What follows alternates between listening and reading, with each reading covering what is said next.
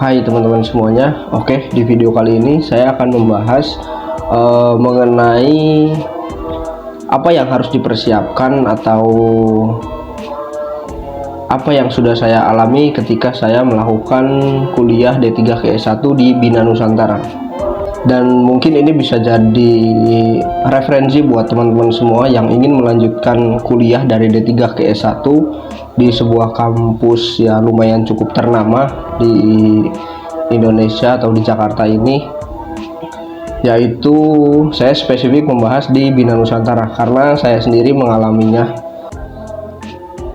Jadi di sini saya akan sharing apa yang sudah saya alami dan persiapan apa yang sebenarnya harus dilakuin kawan-kawan semua ketika mau melanjutkan kuliah dari D3 ke S1 khususnya di Bina Nusantara.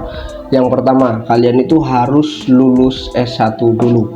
Dalam artian lulus S1, kalian harus mendapatkan ijazah, harus mendapatkan transkrip nilai, harus mendapatkan bukti bahwa kalian itu lulus, yaitu berupa ijazah dan transkrip nilai itu yang paling utama. Lalu selanjutnya ini menurut saya penting karena saya terlahir bukan dari keluarga yang mampu, serba ada, biaya nggak usah mikirin ibaratnya. Nah, saya bukan dari keluarga seperti itu. Yang kedua yaitu siap dana. Kenapa harus siap dana? Karena lu tahu sendiri bahwa di BINUS itu menurut saya biayanya nggak murah dan kalian harus siap dengan konsekuensi itu. Kan kasih tahu aja, untuk di BINUS ini pertama masuk itu kalian akan ditagih atau pokoknya uang masuk itu dengan uang sumbangan untuk BINUS sendiri itu saya tahun 2023 awal sekitar bulan Februari itu sekitar 14 juta. Cuman karena waktu itu ada program BINUS yang dapat meringankan biaya sumbangan ke kampus. Waktu itu saya jadi UKT-nya itu sekitar 9 atau 10 juta. Uang gedung atau uang ke kampusnya itu sekitar 4 juta atau 4 jutaan lebih lah. Jadi kalau di total itu sekitar 14 juta. Ya itulah 14 juta. Jadi karena ada uang gratis, uang untuk sumbangannya, jadi saya cukup membayar uang UKT saja jadi sekitar 9 juta atau sekitar 10 juta. Itu hal yang penting karena apa? Karena di BINUS ini sepertinya nggak ada keringanan atau biaya yang menyesuaikan hasil penghasilan dari orang tua. Karena di BINUS terutama di online learning yang saya ambil ini kebanyakan itu orang-orang yang sudah bekerja. Jadi kayaknya ya saya sampai lulus itu biayanya tetap flat, bisa nambah bisa kurang, tapi itu tidak terlalu jauh dari 9 atau 10 jutaan. Dan itu harus benar-benar dipersiapin sih. Soalnya apabila kalian tidak bisa bayar dan lain-lain, itu tidak dapat melanjutkan ke studi berikutnya. Kayaknya seperti itu. Lalu selanjutnya yang harus kalian perhatikan juga bahwa dengan kalian berkomitmen untuk kuliah, terutama di BINUS ini, itu tugas itu akan selalu ada. Jadi dalam seminggu saya misalkan dalam seminggu misal saya satu semester ini atau satu periode. Kalau di BINUS itu satu semester itu kan 6 bulan, tapi di sini itu kita dibagi dalam satu semester itu dibagi jadi 2 periode, jadi 3 bulan. Nah, untuk satu periode ini biasanya 2 matkul atau 3 matkul yang saya jalani sekarang. Jadi dalam seminggu itu kalian pasti ada tugas pribadi atau ada tugas kelompok atau ada forum yang harus kalian isi di LMS di BINUS-nya sendiri, dan itu kewajiban bagi seluruh mahasiswa. Dan kenapa ini saya sampaikan? Karena ini menurut saya sangat krusial ketika kalian bekerja. Contoh saya bekerja itu dari pagi hingga sore ya, dari misal jam 8 saya pulang itu jam 4 atau jam 5. Jadi mau tidak mau malamnya itu ya saya harus ngerjain tugas, harus ngikuti kelas online dan lain-lain.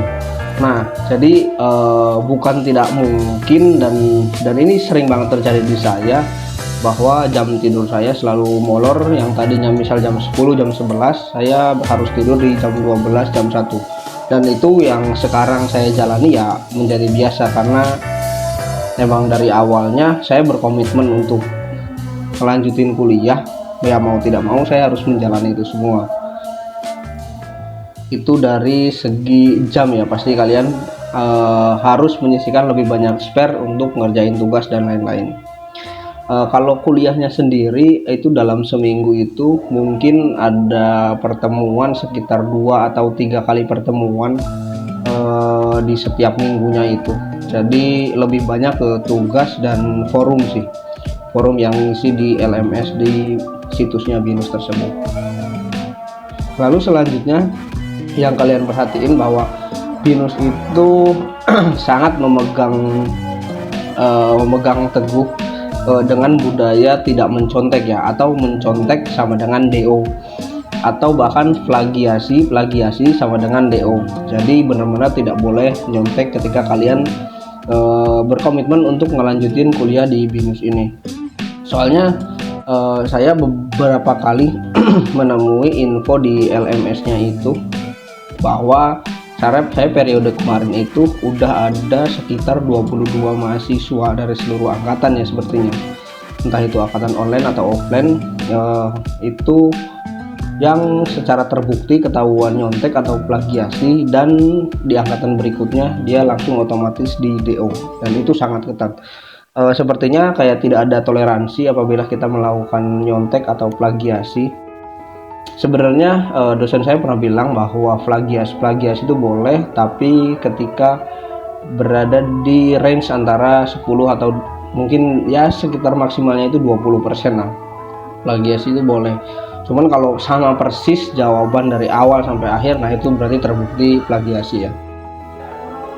Dan itu sih beberapa hal yang cukup harus kalian perhatiin ketika kalian berkomitmen untuk kuliah di Bina Nusantara. Jadi semua peraturan dan hal yang harus dilakukan ya kalian lakukan. Jadi itu mungkin itu saja yang dapat saya sampaikan. Oh iya, untuk biaya sendiri mungkin kalian ada yang bertanya, biaya itu bisa dicicil nggak, bisa diangsur nggak gitu kan. Nah, saya belum dapat info selama saya kuliah ini untuk biaya tersebut itu dapat dicicil atau enggak ya, kayaknya sih enggak ya. Soalnya tagihan di LMS-nya itu enggak ada pilihan untuk cicil. Yang ada itu adalah kita mendepositokan atau kayak semacam nabung gitu di rekening kita di BINUS ini, untuk semester berikutnya itu diperbolehkan. Tapi kalau kita nyicil untuk setiap bulannya, sepertinya itu tidak ada ya, maksudnya tidak ada untuk nyicil dan ya seperti itulah. Jadi pinter-pinternya kita, apalagi bagi kita yang bekerja untuk harus biaya sendiri, nah itu pinter-pinternya kita kayak menyisihkan keuangan kita harus memanage keuangan kita. Karena menurut saya biaya segitu tuh biaya yang ya bisa dibilang ya lumayan mahal juga sih, karena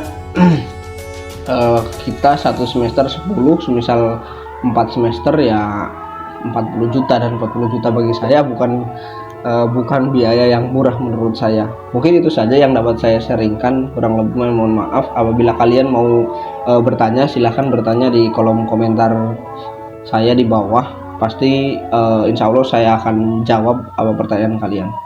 Bye, terima kasih.